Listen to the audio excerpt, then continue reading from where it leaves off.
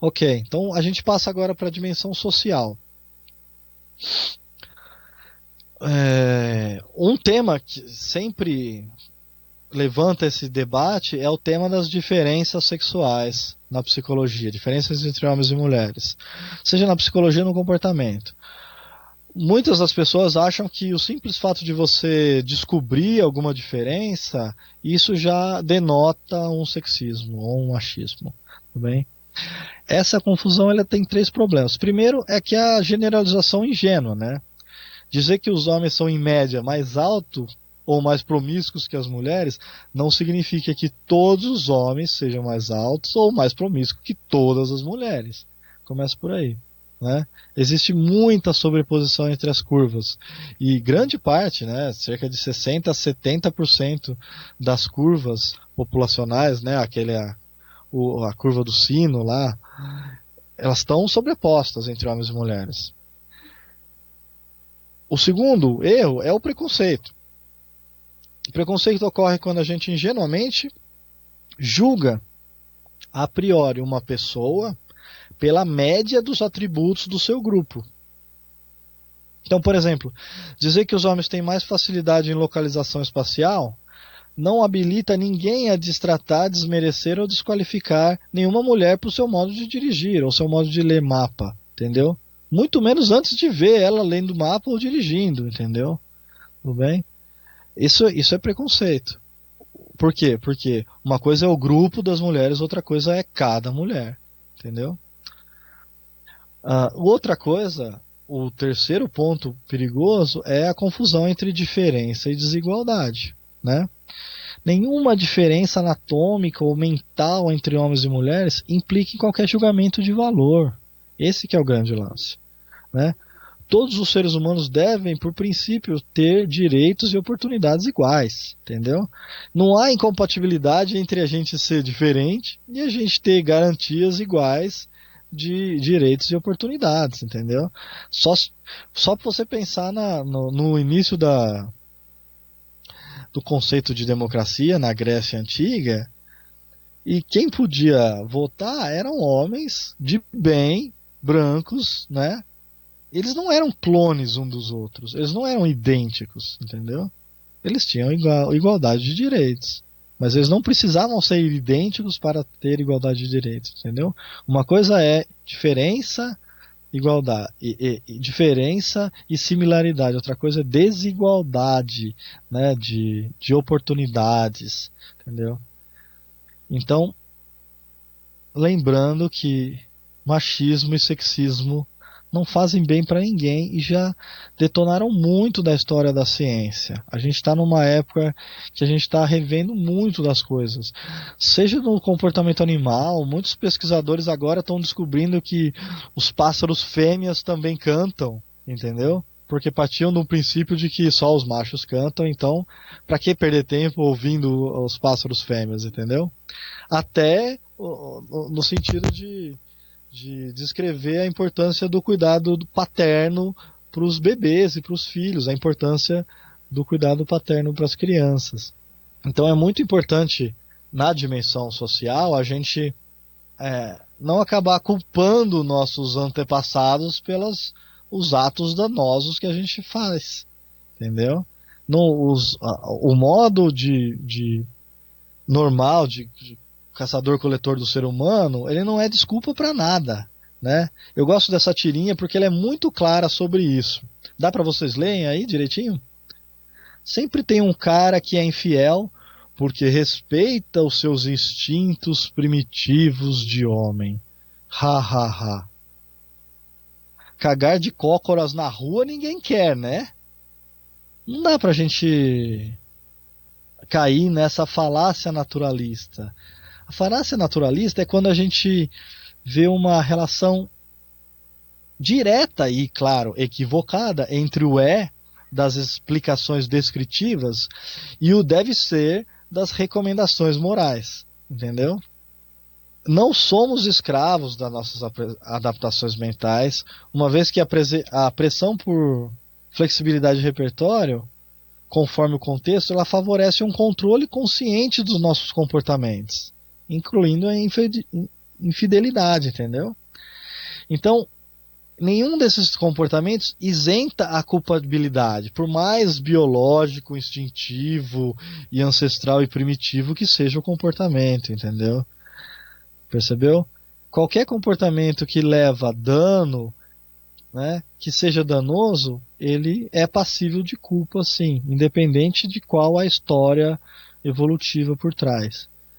Isso é muito importante porque ao longo da história da aplicação da evolução ao comportamento humano, muita gente caiu nesse nivelamento entre o é e o deve ser, né? Se os homens e mulheres são diferentes, então eles devem ser tratados de forma diferente, entendeu? Não, so sorry, entendeu? A gente tem que estar muito atento quando as pessoas fazem esse pulo, e é um pulo bem sutil entre o é e o deve ser, né? Porque você pode usar o verbo deve num sentido estatístico, né? Deve haver cerca de tantos, entendeu? Ou você pode usar o verbo deve num sentido mais moral, mais de obrigação, né?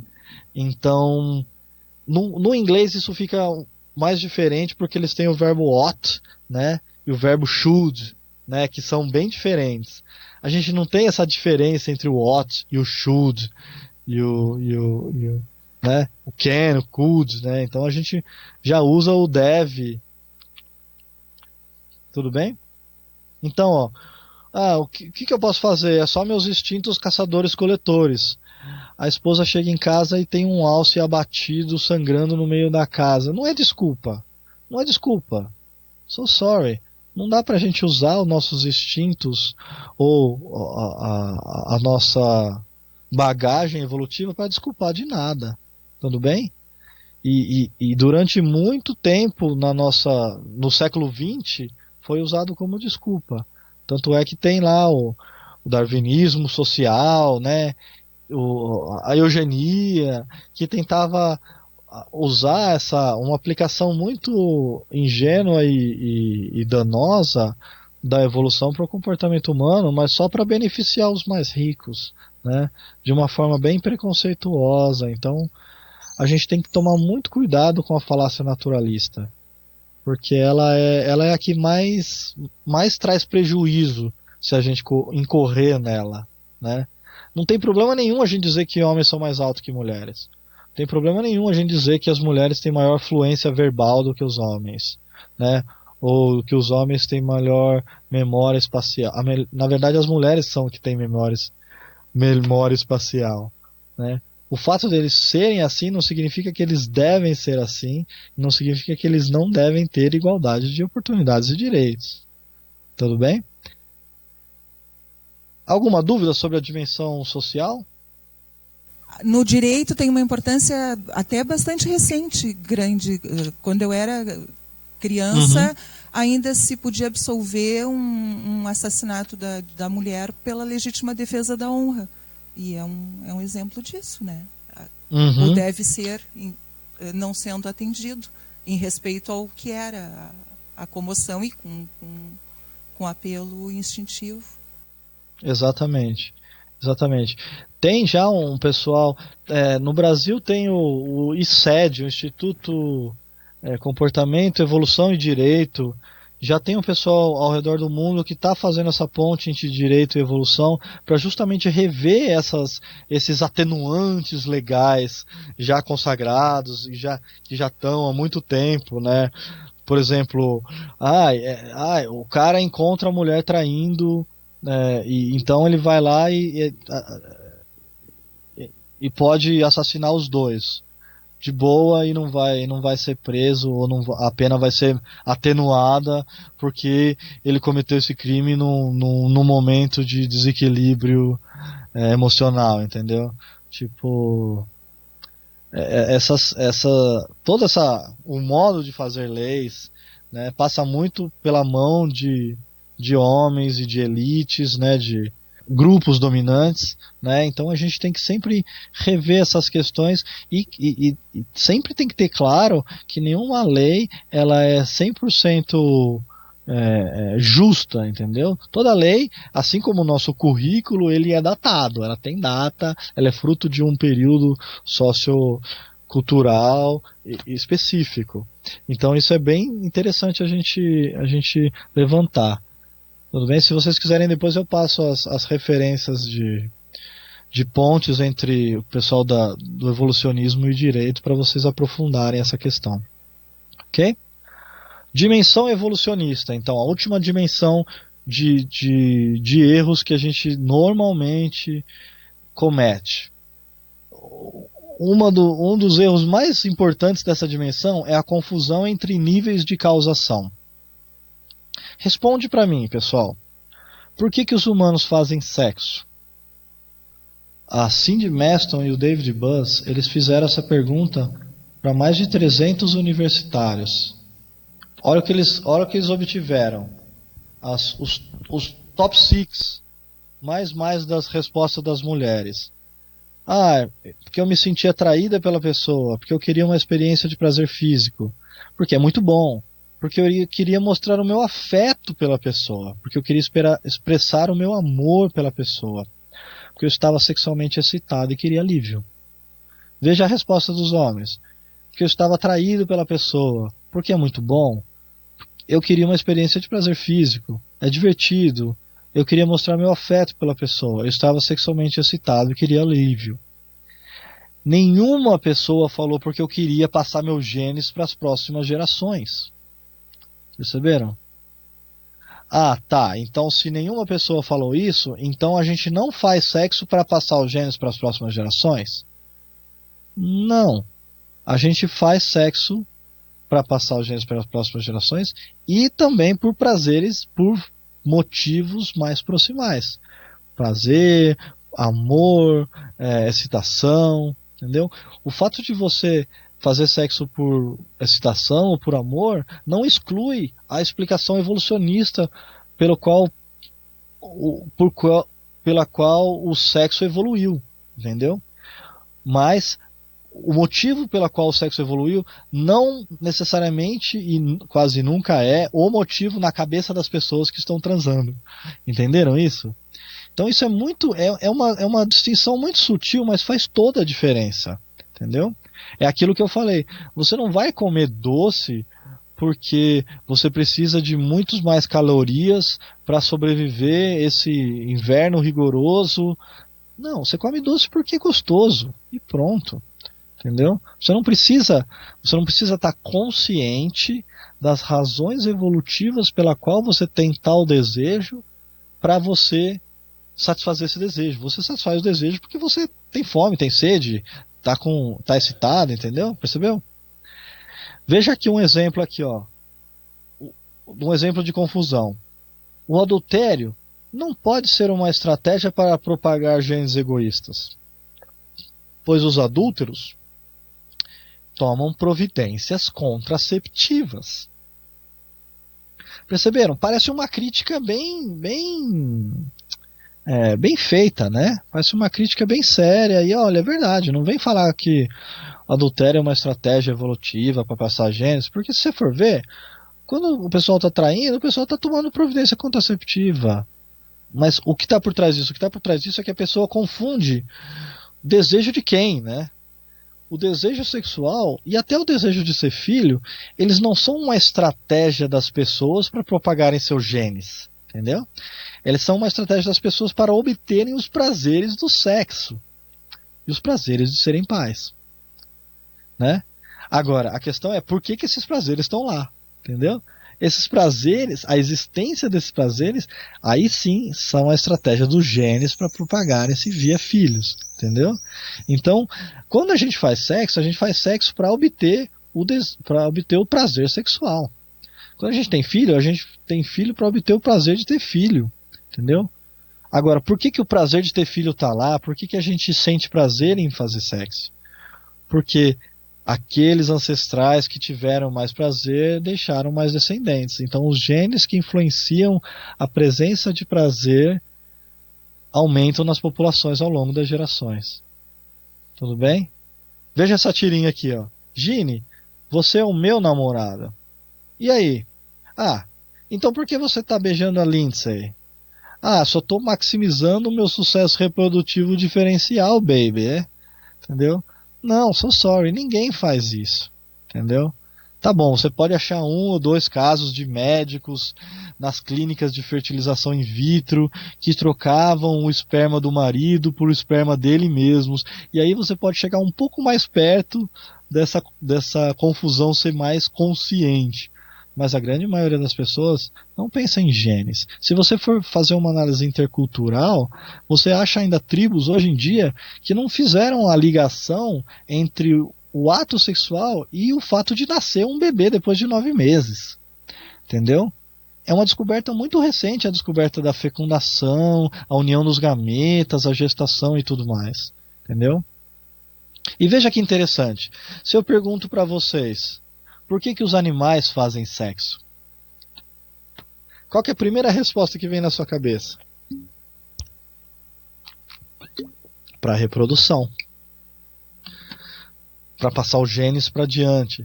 Imagina, se você piamente acredita que os animais fazem sexo para reprodução, você tem que estar consciente de que você está acreditando que os animais têm PhD em biologia evolutiva e biologia reprodutiva.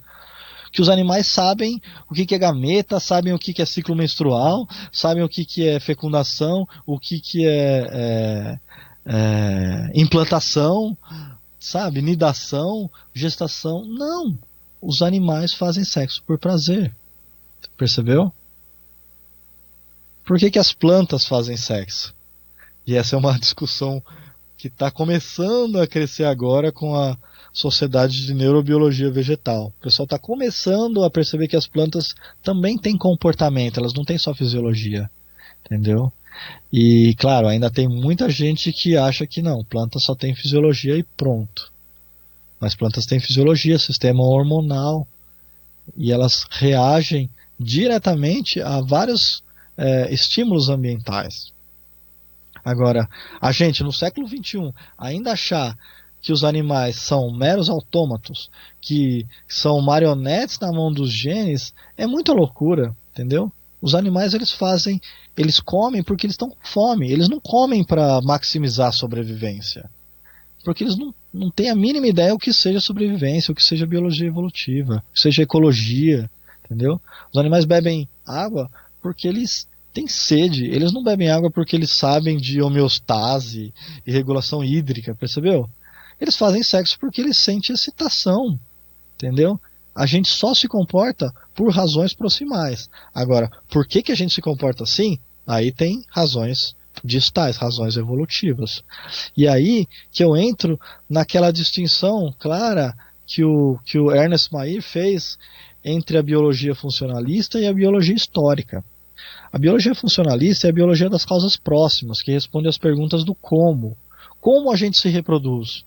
Né? Tem a cópula, tem a ejaculação, tem o período fértil, tem a liberação do ovócito, tem a fecundação, tem a nidação, tem a implantação, a gestação, entendeu? Esse é o como. E tem as perguntas finais, históricas, evolutivas. Mas por que ocorre assim e não de outra forma? Entendeu? Na biologia, a gente tem as duas respostas e elas são complementares, entendeu? Elas só distinguem fenômenos em diferentes escalas temporais. O Nicholas Tinbergen, um dos pais, prêmio Nobel em medicina, da etologia, ele distinguiu as 4 perguntas que a gente sempre tem que fazer para a gente explicar qualquer comportamento. A causa imediata, que é como mecanismos fisiológicos, neurológicos, cognitivos determinam, motivando e desencadeando a exibição de um comportamento. Daí tem sempre a causa ontogenética, quer dizer, como esse comportamento se desenvolveu ao longo da vida do indivíduo. Daí tem a causa funcional adaptativa, né? Qual o valor adaptativo desse comportamento, né? Como ele promove a reprodução dos genes que construíram os mecanismos subjacentes, né? Qual o valor adaptativo desse comportamento? E tem também a causa filogenética, que é como esse comportamento evoluiu ao longo do tempo geológico, né, em relação às espécies relacionadas. Se a gente não responder a todas essas perguntas, a gente não entendeu o fenômeno de forma ampla e completa, percebeu? Tradicionalmente, na psicologia, a gente tem o foco maior entre causas próximas e causas ontogenéticas, né? O que a psicologia evolucionista, a etologia, vem trazendo é essas duas novas fontes de explicação para somar, para formar esse quarteto fantástico aqui das explicações de comportamento. Tudo bem? Responde para mim, então. Por que a gente gosta de brigadeiro? A gente tem razões filogenéticas por trás disso, né? Nós somos primatas onívoros. A gente come de tudo, né?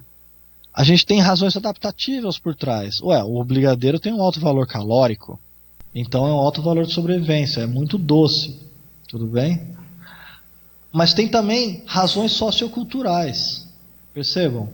A gente tem, tradicionalmente, a receita do brigadeiro no Brasil, em qualquer outro lugar do mundo não tem receita de brigadeiro, entendeu? Tem também explicações ontogenéticas. A gente come brigadeiro em festa de aniversário desde pequenininho, né? Tem também explicações fisiológicas. A gente tem as papilas gustativas que estão afiadas para sentir o doce do brigadeiro. Tem explicação neurológica. A gente tem um sistema límbico ali que vai disparar prazer, dopamina, serotonina quando a gente come doce, né? A gente tem explicações psicológicas relacionadas ao prazer subjetivo, né? A gente tem explicações pessoais, né? Meu aniversário, eu não vou comer brigadeiro. Perceberam? Perceberam que essas explicações, elas cada uma estão num nível diferente, espaço-temporal. Elas não são excludentes, elas são complementares, entendeu? Então está aqui, o nível filogenético, ela vai abordar processos ocorrendo em milênios. Daí o nível histórico vai abordar processos ocorrendo em séculos, né? Que aqui as explicações socioculturais. Já o nível ontogenético, ele vai abordar esse nível das décadas, da biografia das pessoas, né? E já o nível do aqui agora, microgênese, vai estar focando nos momentos. Você só vai entender o comportamento como um todo se você olhar para todos esses níveis de explicações. Nenhum é melhor que o outro. Eles se completam. Tudo bem? Vejam que interessante. Se você só responder, é por causa dos neurônios, ou é por causa das papilas gustativas, ou é por causa da história tradicional das receitas de doce do Brasil, ou é por conta do valor adaptativo, você vai estar vendo só uma parte do problema mais amplo, entendeu? Mesma coisa nessa charge aqui, cada um que só está olhando para uma parte do elefante acha que o elefante é uma coisa completamente diferente. A menos que você olhe e apalpe o elefante inteiro, você nunca vai ver o elefante como um todo, percebeu? Então, essa é uma das outras, para mim, é uma das maiores vantagens da psicologia evolucionista, que ela é uma abordagem conciliatória. Ela não é uma abordagem assim, tudo é neurônio, o resto não presta, percebeu? Ou uma abordagem assim, tudo é filogenético, o resto não presta. Ou então tudo é sociocultural, o resto não presta, entendeu? Não, cada um tem o seu lugar, tem a sua importância no seu devido unidade de tempo, percebeu? Enquanto você não perguntar todas as perguntas, você não vai ver o elefante inteiro. Tudo bem? Essa também é uma noção que a grande maioria das pessoas tem de que as nossas adaptações, como elas são naturais e como elas enfrentaram a seleção natural ao longo de milênios, elas hoje em dia estariam na sua forma mais perfeita possível. Não, né? As nossas adaptações, sejam corporais ou sejam psicológicas, elas nunca são perfeitas. E a gente tem várias razões para isso. Primeiro, seleção, seja natural ou sexual, ela é um mecanismo, um só dos mecanismos evolutivos, mas tem outros mecanismos que também influenciam. Mutação, deriva, migração. O mecanismo de evolução adaptativa, ele não é instruído, ele não é consciente, premeditado, ele é um mecanismo cego, entendeu? Então, você nunca vai ter uma solução perfeita vindo de alguma coisa que é completamente cega. Outra coisa, a gente tem várias restrições fisiológicas, seja restrições em termos de matéria-prima, seja restrições em termos de variação individual existente para a seleção peneirar, seja todas as bricolagens e gambiarras que a seleção acaba fazendo para reciclar os nossos mecanismos antigos, né? Para vocês terem uma ideia, os ossículos que estão agora dentro do nosso ouvido, de todos os primatas e vertebrados, incluindo todos os mamíferos, aves, répteis, eles vieram dos arcos branquiais dos peixes. Eles foram reaproveitados, reciclados ao longo da evolução, né? E sempre que a gente recicla e reaproveita alguma coisa, a gente não consegue obter uma coisa perfeita, entendeu? Sempre tem restrições. Outra coisa, tem custos e benefícios também. Não adianta a gente ter um medo de cobra perfeito que faz com que a gente não saia de casa para nada. Ou acho que qualquer coisa minimamente esguia parece uma cobra e sai gritando, entendeu? A gente nunca vai comer, nunca vai ficar tranquilo, nunca vai dormir, entendeu? Então, a gente tem custos e benefícios para as adaptações, né? E a gente sempre tem o custo de uma pesando sobre o benefício da outra, né? Nessa linha de que as adaptações são interligadas, né? Não dá para a gente mudar uma só sem mudar um pouco e perturbar o todo. Outra razão pela qual as nossas adaptações não são perfeitas, elas partem de uma vantagem relativa, né? Muita gente acredita naquela ideia de sobrevivência do mais apto, né? Como se existissem o ser vivo ou a forma do corpo mais apta. Não. O que evolui, basicamente, é o relativamente mais apto. É o famoso menos pior. Menos pior de bom. Aquele que deixou um pouquinho de mais descendentes do que os outros já está valendo. Entendeu? Então, a seleção natural ela vai funcionar, ela vai favorecer funcionalidade relativa e não perfeição absoluta. Percebeu? Então não tem como a gente esperar a perfeição das nossas adaptações. E outra coisa também é o famoso intervalo seletivo. As nossas adaptações que estão agora no nosso corpo, elas foram selecionadas num ambiente e numa escala de tempo muito maior do que a nossa vida. Muito ancestral, entendeu? Isso gera esse descompasso entre o funcionamento e o desenvolvimento das nossas adaptações e o ambiente que a gente está vivendo aqui agora, entendeu? Quem nunca foi andar num zoológico pode ter percebido ali que tem muitos felinos andando para lá e para cá na jaula, raspando as costas na parede, toda vez que faz a curva para voltar, sabe? No ambiente ancestral ele estaria andando quilômetros e quilômetros todo dia. Mas ali ele está preso numa jaulinha de 5x5, entendeu? Então, esse descompasso entre o ambiente que ele se encontra e o ambiente que foi selecionado, as adaptações dele, por exemplo, adaptações para forrageamento, para o home range, né, o território dele, vai gerar vários descompassos, vários mal funcionamentos. Tudo bem? Bom, o que a gente tem que fazer para prevenir, então, os erros da dimensão evolucionista? Primeiro, a gente tem que aceitar que evolução não é progresso. A evolução é só a mudança ao longo das gerações. Tudo bem? A gente tem que se libertar de posições antropocêntricas, né? De assumir que o ser humano é o mais evoluído de todos e dane-se os outros seres vivos. Não, a gente é uma espécie única nesse planeta, assim como todas as outras. Todas as outras são as mais evoluídas do seu próprio ramo na árvore da vida. O processo seletivo, ele age sobre as populações. Ele é material, cego e não tem finalidade. Mas, como ele é cumulativo, ele pode sim dar origem a mecanismos corporais e mentais complexos e até abertos ao ambiente, como a gente viu o exemplo do sistema imunológico, né? Adaptativamente calibráveis para resolver problemas recorrentes do passado. Percebam que se um problema adaptativo não for recorrente, por exemplo, problema adaptativo de sobreviver a uma queda de meteoro, ou sobreviver a uma erupção vulcânica, Se isso não for recorrente, não vai gerar pressão seletiva suficiente para surgir adaptações para lidar com esse problema. Mas só aqueles problemas que eram recorrentes, como buscar água, buscar comida, encontrar parceiro, se esconder dos predadores, cuidar dos filhos, só aqueles problemas recorrentes é que sim deixaram cicatrizes na nossa mente, deixaram essas propensões evoluídas. Tudo bem? É importante a gente lembrar que explicações evolucionistas, elas são complementares àquelas de causas proximais e àquelas explicações sócio-históricas, entendeu? Por que a gente fala português?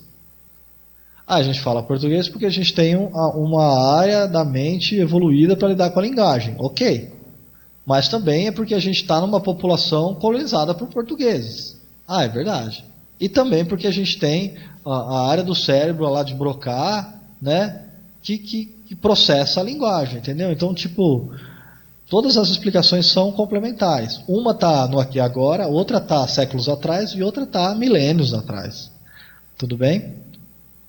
Então, é aquilo que eu falei, gostamos de brigadeiro por várias razões complementares. Outra coisa também, é importante a gente perceber que o adaptacionismo, muito usado pela psicologia evolucionista, ela não é uma crença de que tudo é otimizado, tudo é perfeito e todo comportamento é adaptativo. Ou de que a mera plausibilidade de adaptativo já é suficiente para a gente acreditar que é uma adaptação. Não. O adaptacionismo é uma forma promissora da gente olhar tanto os traços físicos como mentais, inferindo quais problemas adaptativos ancestrais recorrentes eles poderiam resolver. E tanto para a gente olhar para cada desafio evolutivo recorrente, imaginar qual traço poderia ter resolvido melhor, entendeu? Então tem o adaptacionismo bottom-up e top-down, né? Problema, resposta e resposta ao problema. E claro, meramente afirmar que uma coisa pode ser adaptativa não torna a coisa adaptativa. A gente tem que testar empiricamente as previsões de eficiência e restrições em resolução de cada problema usando várias metodologias. Entendeu? E aqui é um exemplo básico das metodologias que a psicologia evolucionista vai usar. Tanto metodologias teóricas, de análise de simulação computacional, caso de custo-benefício, como evidência psicológica, como evidência médica, evidência fisiológica, né? Aqui incluindo as neurociências, evidência genética, incluindo genética comportamental dos gêmeos, evidência filogenética, incluindo o comportamento dos outros animais, né? Comparativo, evidência antropológica, né? Das tribos caçadores-coletores existentes e também evidência intracultural. Só quando a gente junta dados de todas essas áreas é que a gente tem uma certeza muito maior de que uma propensão psicológica é sim evoluída, entendeu? Então, vocês percebam aqui que é uma ciência bem interdisciplinar nesse sentido. E a gente precisa saber muito de outras áreas, muito de físio, muito de medicinal, mas muito de antropologia e de outros animais também. Então, se tem uma dica para eu dar para o aluno agora, é buscar disciplinas em cada uma dessas caixinhas, assim, para você ter uma noção boa de cada uma delas. Sem prejuízo de você, claro, se especializar em uma delas. É o que a gente acaba fazendo. Ok? Agora, para terminar a minha palestra, eu vou só dizer para vocês quais as implicações que a psicologia evolucionista traz para a psicologia de forma geral. Implicações conciliadoras.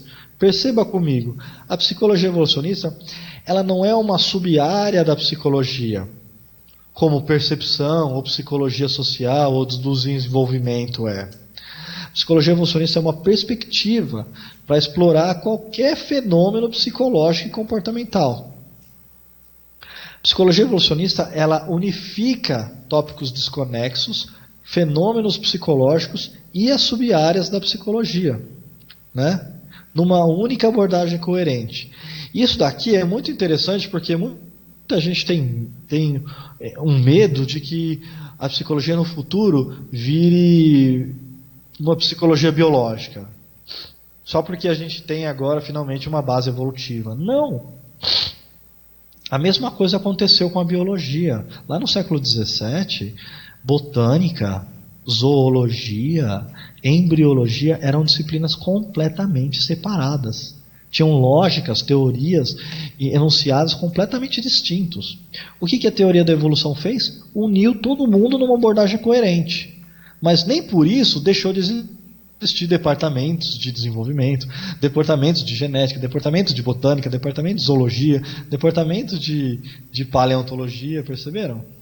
O fato das disciplinas estarem logicamente, teoricamente interrelacionadas, não significa que elas foram diluídas.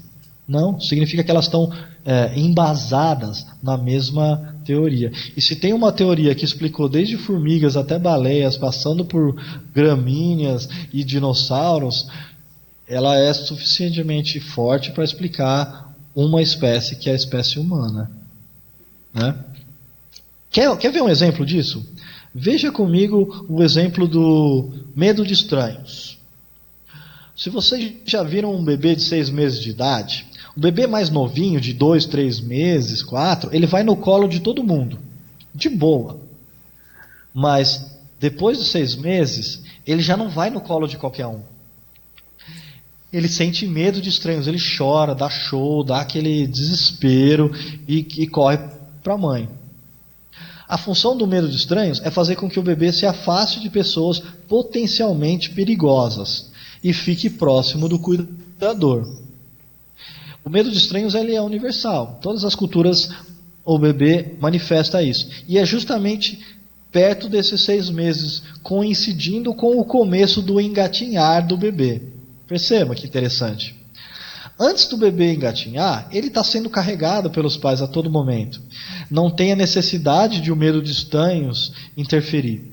Mas quando o bebê começa a engatinhar, aí aumenta muito a chance dele chegar perto de estranhos e longe do cuidador. Entendeu? Então põe o bebê potencialmente em situações de perigo. O mais interessante é que ele é mais voltado para homens estranhos do que para mulheres estranhas. Né? Por quê? Porque por conta do infanticídio. O infanticídio é comum não só em leões, como vocês veem os documentários da natureza, mas é comum também em humanos, né? Por conta da incerteza da paternidade. Né? As fêmeas de mamíferos, por conta da fecundação ser interna, elas têm certeza de que o filho que sai do ventre delas é dela. Mas os maridos nunca têm 100% de certeza de que o filho é deles. Do bebê que sai do corpo de outra pessoa, percebe? Então, aumenta muito a chance dos machos não quer dizer que não haja infanticídio por parte de fêmeas, existe, dadas as condições ecológicas necessárias, escassez de alimentos, por exemplo, ou bebês com má formação, tudo bem? Isso em várias espécies, não só em humanos. Agora, se eu falar para você, ok, então, de qual área da psicologia é o medo de estranhos? Pô, o medo de estranhos, você precisa processar a informação ali para você saber quem é estranho, quem não é, para você saber qual contexto você está e você ter a resposta apropriada, que é o choro. Né? Ah, tá bom, então é da psicologia cognitiva. Mas espera lá, ele é aprendido, porque você tem que saber quem é estranho e quem é familiar. Ah, tá bom, então o medo estranho é da psicologia da aprendizagem. Não, mas espera aí, mas ele surge numa época específica do desenvolvimento. Ah, tá bom, então o medo estranho é da psicologia do desenvolvimento. Não, mas ele só surge em contexto social. Né? O bebê nunca vai sentir medo estranho sozinho. Ah, tá bom, então ele é da psicologia social. Ah, mas os bebês vão variar o nível de estresse em contato com estranhos. Alguns vão ter muito mais medo do que outros. Ah, tá bom, então é a psicologia da personalidade que tem que abordar o medo dos estranhos. Mas espera lá, alguns bebês vão ter tão pouco medo, menos medo, ou muito mais medo, que chega a ser patológico. Ah, tá bom, então tem que ser estudado pela psicologia clínica. Não, mas espera aí, tem bases neurais também esse medo. Ah, tá bom, então tem que ser estudado pela neurociência, percebe? O fato da psicologia evolucionista focar no mecanismo psicológico e não em nenhuma das sub-áreas, ela automaticamente unifica todas as áreas. Para você entender melhor o medo estranho, você tem que saber não só de neurociências, de aprendizagem cognitiva, mas tem que saber de desenvolvimento, de psicossocial, de personalidade e de clínica. Veja que interessante.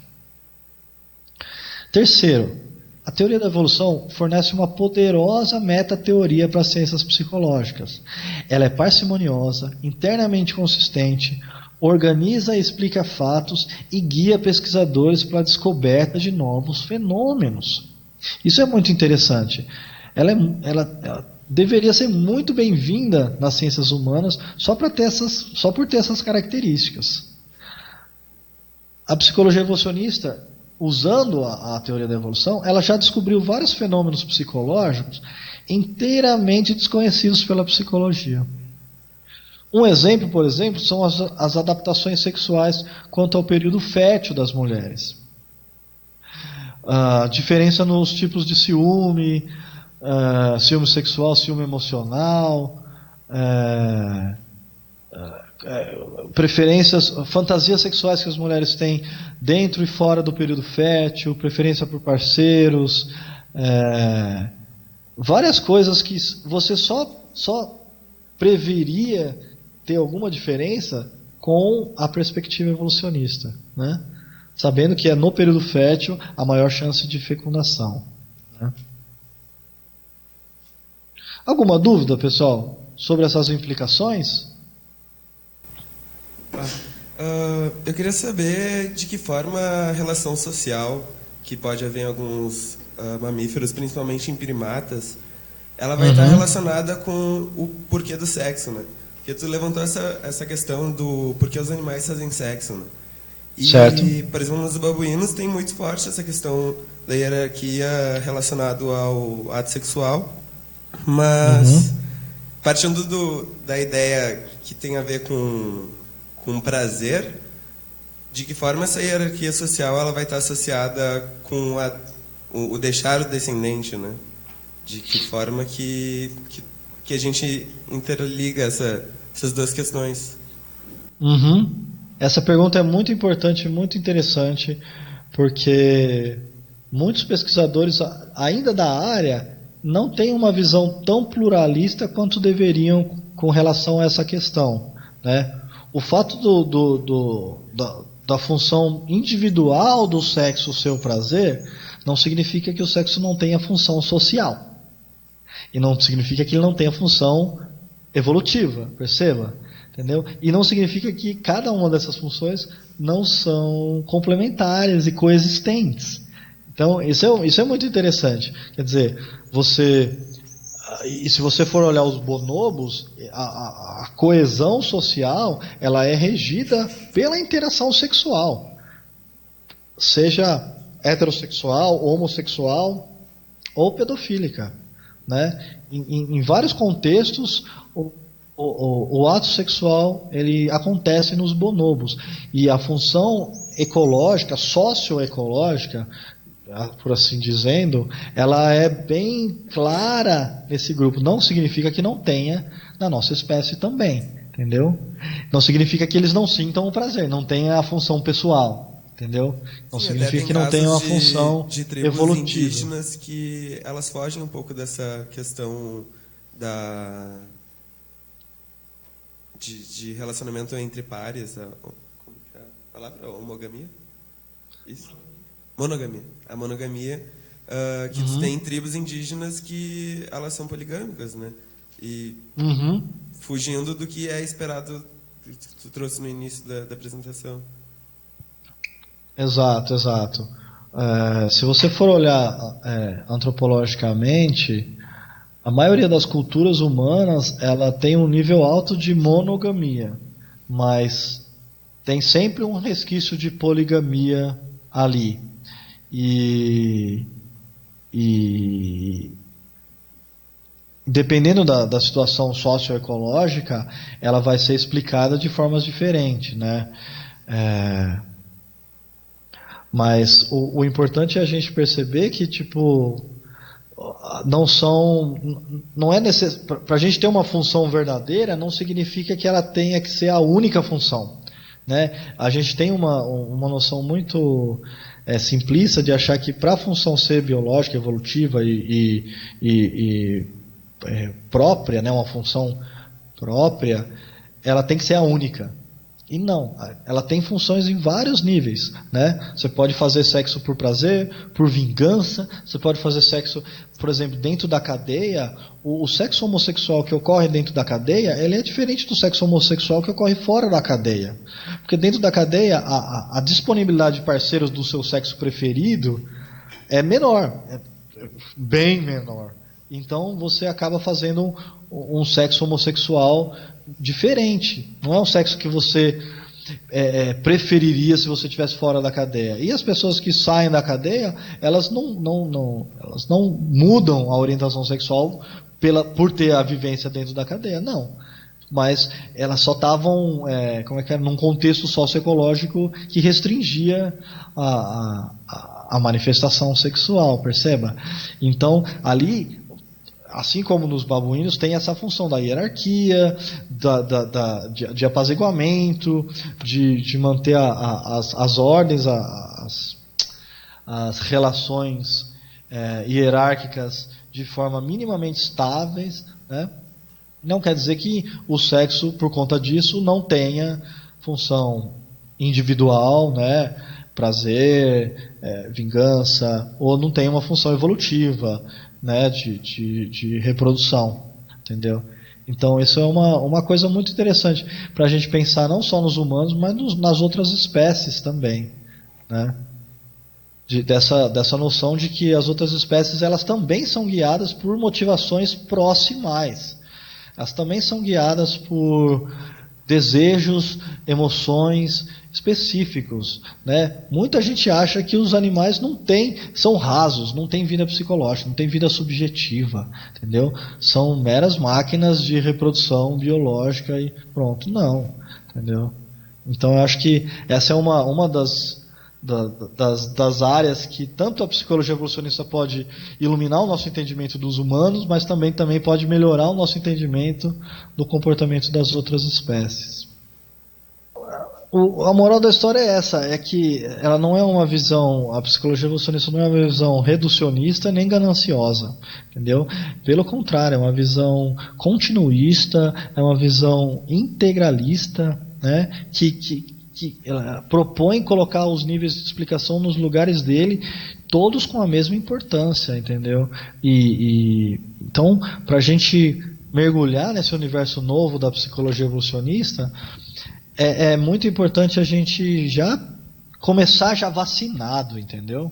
Meio que uma vacinação mental, né? Para a gente não cair nesses lugares comuns e conclusões intuitivamente fáceis, mas epistemologicamente errôneas, que muitos caem, né? Então, acho que fica aí a minha contribuição e sugiro que leiam o primeiro capítulo desse livro e aproveito para anunciar que em outubro desse ano está sendo publicado um novo manual, um handbook de psicologia evolucionista brasileiro, que vai ser o maior de todos os tempos, mais completo, mais amplo, e lá também tem capítulo de mal entendido, porque senão não tem jeito, né?